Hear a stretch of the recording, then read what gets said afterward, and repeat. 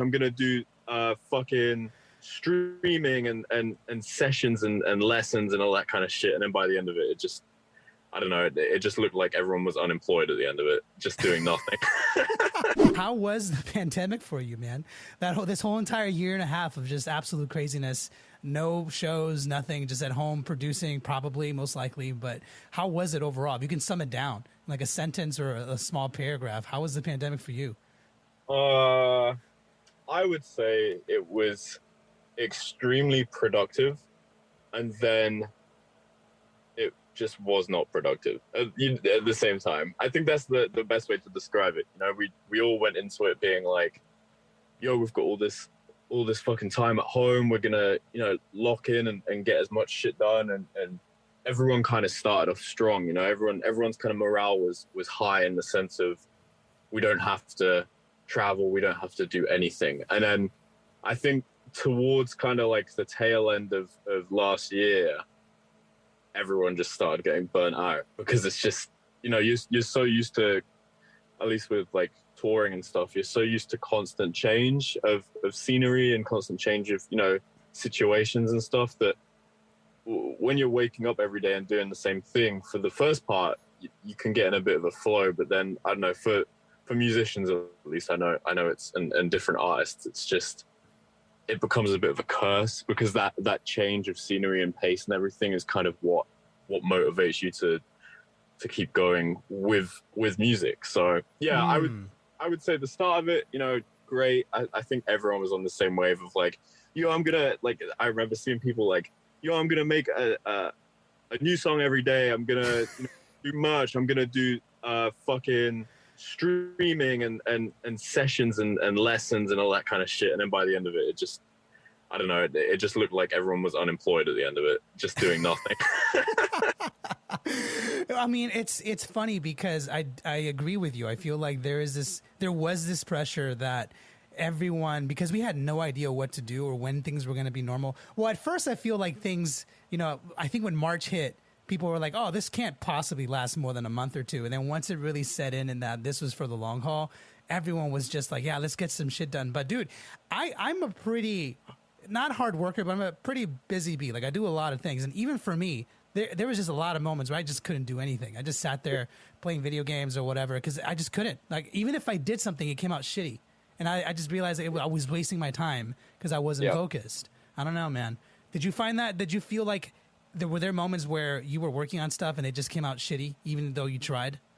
Yeah, I mean, it was just, it's kind of like I said about the change of scenery and stuff. There was just no like motivation, and obviously I had a lot of like deadlines and stuff with other people's projects, and, you know, producing other stuff other than my own as well. And what I found working with those people was, it was just like everything was kind of like put on hold, because everyone was just overwhelmed by this like feeling of, it was like dread, like and I remember it, like you were saying, like at the start of March, everyone was very optimistic in the sense of, you know, oh, it's going to be 2 weeks, it's going to be a month, it's going to be whatever.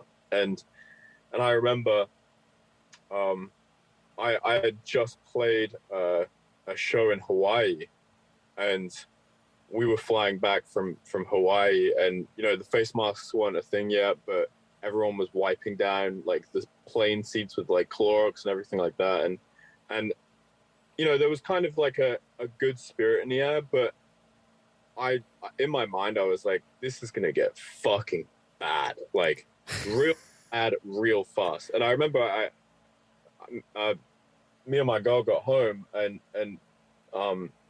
it was just confusing. And then after that month where, you know, where the optimism started drifting for a lot of people, we tried to go buy food at the store, and it felt like martial law. Like we had to travel like 40 miles to like get bread. It was so fucking weird. It felt like the apocalypse. And I think that, you know, that period between it being announced per se and the month later where shit started going fucking south, I think that was the sweet spot where everyone was like down to work, down to do everything, down to keep busy. And then after that, when things started going really south, I think that was just the kind of the dread that people weren't ready for. Yeah, and it's weird because I feel like for me specifically here where I live in the valley, there's you kind of get stuck out here a little bit when you live a long time in the valley. There's not many places you can go. Yeah. Let me rephrase that. There's tons of places you can go, but normally there's so much traffic that you just kind of get stuck here. So all the places are pretty much in close proximity, and there was nothing. No matter where you went, the toilet paper shit, like all that stuff, things that people already know that happened. But it's just insane when that happened, and like it hits you that, oh shit, we're in this like lull, or we're in this like for the long run. I'm randomly curious. Did you ever have like a desire to just like go back home, or just like, F this, I'm out? Obviously you couldn't have at the time because I believe travel was banned for a little while, but did it make you just want to like peace out, just go back home? Yeah, I mean, like my, I mean, we're engaged now. But yeah, Congratulations. thank you. Yeah. But yeah, my partner, she's obviously from San Diego. She has a whole career out here. So is mine. With her family. Yeah, there you go.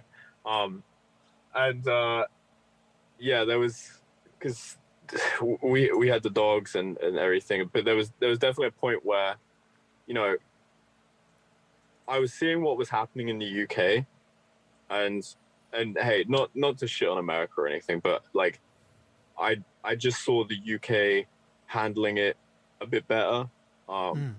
Regardless of politics, regardless of social issues, without getting too far into that, because that's a whole nother can of worms. But like in regards strictly to the pandemic, the UK obviously has free healthcare. They turned a huge convention center into a hospital, like an overflow hospital in the center of London, pretty much overnight. And just kind of the way that the UK was handling it. So yeah, to answer your question, yeah, definitely there was definitely a moment where in my mind I was, and hey, between me and all the other British people out here, we all speak to each other, and no, honestly, we were all just like, yo, should we just like fucking go home? Like, but that was scary because it was like, we all came to America, whether, you came here 4 years ago like me, or, some other people I was speaking to came here like 11, 12 years ago, and they've been living here. And it just this resounding feeling of like, maybe we should kind of just dip. Like, yeah. But yeah, I never followed through with it. But yeah. Well, I think it would have been hard for you to even try to do it, to be honest with you. I remember I have two friends of mine who were here right before the pandemic hit. Annie Wagstaff and Hannah, I forget your last name. I apologize. But they basically like got out right before the pandemic hit. But, and by the way, not to like digress, but I feel like, I think no matter what, it should be said that it's completely fair to criticize, where we're from and all that stuff. Like, there's no judgment coming from me. Like, I totally get it. I think most Americans in general, at least in the West Coast, that's as far as I can speak. I know that it changes no matter where you go, but we all know that every country has their ups and downs, So I think it's healthy to be able to like pinpoint that. And I think a lot of us do. Like I'm born and raised here in California. We saw what the rest of the world was doing, and we were all like just confused why we weren't doing the same thing. Trust me, like what you were thinking is what almost everybody, at least out here, was thinking. We were all like, what the fuck's going on? Like, what? We could totally be handling this and we're not. And so anyways, what I'm saying is I think if you had a desire to leave, it's completely justified. I'm surprised that you didn't, but I mean, it makes sense though. It made sense that you felt like that. I think a lot of people tried to get out, but it was just, you couldn't, you were stuck here. I mean, yeah, I've got, my close friend, who's, also does the music thing. He's actually on his way out here from the UK, and he has to stay in Mexico for 2 weeks beforehand, Really? So just like quarantine? Yeah. I mean, technically quarantine. I mean, he's fully vaccinated and everything, but obviously the travel directly from the UK to US, if you don't have an NIE, which is a national interests exception or something, pretty much for like high paid businessmen. So like, if it's in national interests to get people out here, if you don't have that, then a lot of people are passing through Mexico or other areas to quarantine where travel is free between America and that country. So yeah, and I think the worst part about this whole thing in terms of, international travel and immigration issues and all that kind of stuff is things are changing every single day. Like, Yeah. I was, I was booked to go back, I think just briefly after the last time we spoke last year, and that got cancelled. And then I was meant to go back actually end of this month, and the embassy in the UK, the US embassy in the UK just cancelled everything. And it's just Really? like, yeah, I had like flights booked, I had accommodation booked and everything, and everything is just changing so fast that it's either going to cost you a fucking ton of money to book it super last minute to know that you are for sure going, or you're going to lose a load of money because you booked it far out and then it gets cancelled. It's just a mess. Like, it's just an absolute mess. God damn, dude. It's funny because I feel like this year I had the opportunity to talk to a lot of really cool people, but it gave me a different insight because normally, conversations are all different, but there's usually the sense of normality when it comes to it. But for the past year, there hasn't been any sense of normality. And one thing that I gathered from a lot of musicians, and I'm curious if you felt the same way too. I feel like you might have, but I don't know for sure. Was this, I'm not going to say regret, but a lot of musicians who are more like on the up and up, people who are like really just in the grind. And you're a very notable producer, but I would argue like, for a lot of people who have gone to your level, it's still like a very big leap from like where you're at to like say where like the megastars are at, right? And there's a lot of musicians that I talked to who, like I said, they weren't necessarily regretful for their profession choice, but they noticed how like little the government cared for artists during that period. And there was this moment where I talked to some people that were considering or thinking about, what did I get myself into? Maybe I should have like thought about doing something else rather than just doing music full time, obviously with the notion of that it's going to come back to normal at some point. But what I'm trying to get at, did you ever feel worried a little bit, like in that sense? Like, I don't know if you did or not, and it's okay if you did, but I'm always curious what goes through musicians' head, because there's so much that goes into play when you are a musician and doing this full time. And when the whole world shuts down, it questions everything. It makes you question everything. So I'm curious, did you ever feel worried throughout this whole pandemic that maybe you weren't going to be able to do this anymore? Maybe you should have chosen to do something else. I don't know. Yeah, I mean, that's a good point, and I think it's extremely valid for anyone to feel like that, especially like you said, with the lack of public help essentially from from government bodies or just anyone in general. I'm very blessed and very lucky to be in a position where, regardless of having an artist project, I'm comfortable to survive off other streams from within music. And to be brutally honest with you, I mean, from where I'm from and where I came up, it's never really been a supported career choice. It's never really been, and that's not to say there's not organizations and people in the UK who support it. It's just more so like, even like years back to like the Sex Pistols and stuff. Being a musician is very rebelling in itself, regardless of what kind of music you make, whether you're in a band or you're a singer or you're a fucking pop megastar. You're still going to get shunned at some point or another. That's just, in a way, that's just the beauty of being an artist, because that resistance kind of drives you further. For myself personally, music is kind of all I've known. I mean, I've been lucky enough to never have to work another job. I've never had a retail job. I've never, I've just done music full time since I was 15, 16 as some kind of form of income, and I guess career, as you could say. But yeah, there's been times where I've definitely been like, is this right?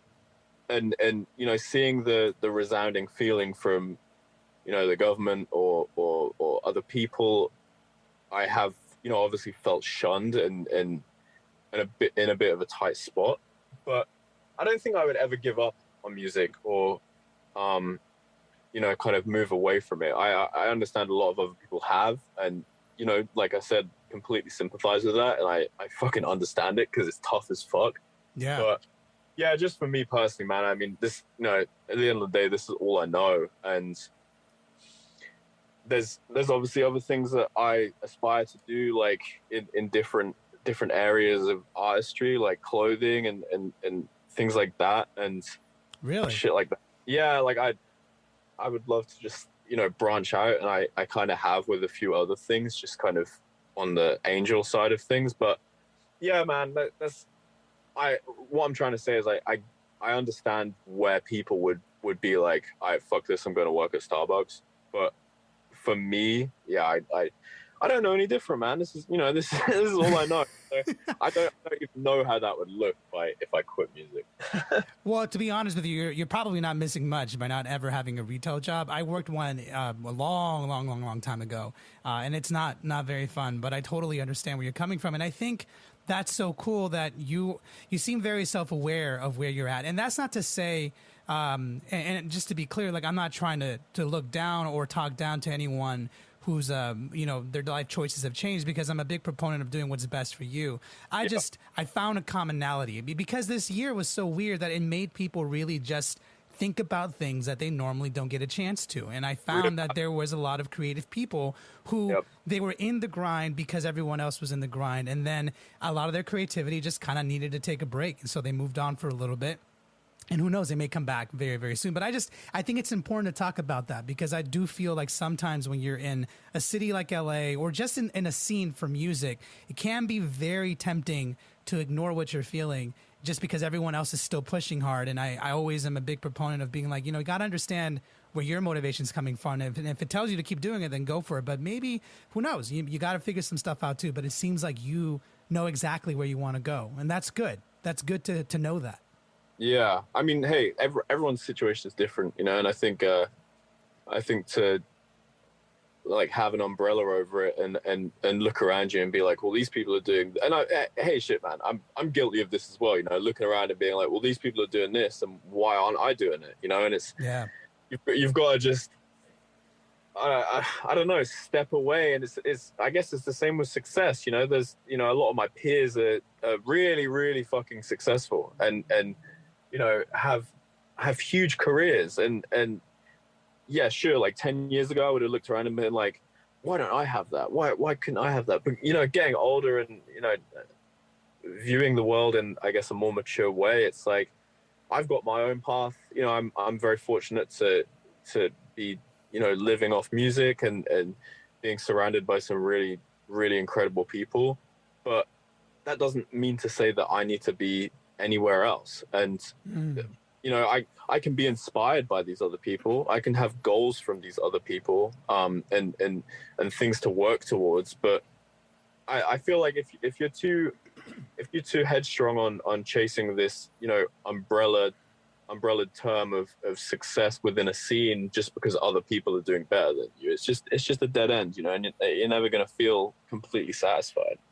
Yeah, you definitely nailed it right there. It's one of those never-ending cycles, and tons of people have talked about this before. You know, people Yeah. who are way smarter than me, but I do feel like it means more, in my opinion, and this is why I do what I do. It means more coming from people like you than, say, like, you know, like a billionaire, because it's, to me, you know, Yeah. when a billionaire says it, yeah, they've succeeded, but they're on like a completely different planet, which, you know, odds are most of us probably will never be billionaires. The hope is there, obviously, but like there needs to be more from people like you who have succeeded, who are doing well, and have a very good niche under their belt, because you've been TISOKI this whole time. You haven't really, obviously you've taken influence from other people, but I feel like you've always carved your own path. And I want to keep talking about the music, but you actually piqued my interest a little bit earlier. You said that you have thought about like venturing into like fashion and other things. What other things are you interested in? I'm curious, because I always love learning about what other things artists do, because I'm always surprised at all like